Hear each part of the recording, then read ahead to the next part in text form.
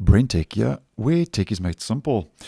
So last week, Microsoft rolled out the Moment 2 feature update for Windows 11, and as I did post on, one of the new features that made its way into Windows 11 was the new Quick Assist app, which was basically updated with a more modern look and feel.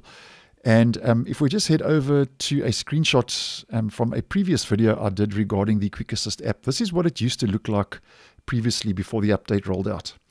And a Quick Assist app, in case you're unaware, has been around in Windows as a default app for many years, and basically helps you solve a computer problem on another person's PC remotely over a remote connection. Now, as you can see from the screenshot, even though you had dark mode enabled, it would still be the legacy light theme. And just to let you know now that the same update has rolled out to Windows 10.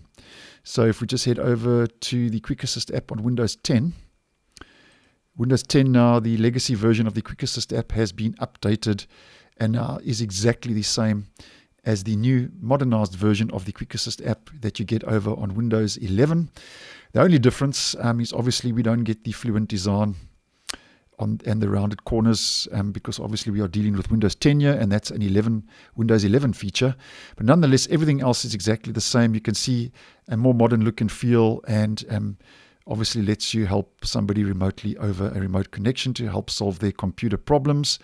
And to get the update, if we just head over to the Microsoft Store, you need to update to the latest version. And my update rolled out on the 28th of the 2nd.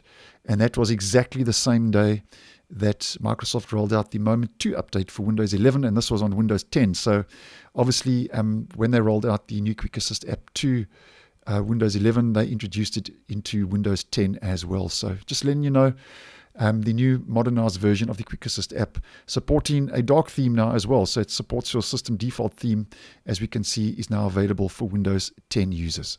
So thanks for watching, and I will see you in the next one.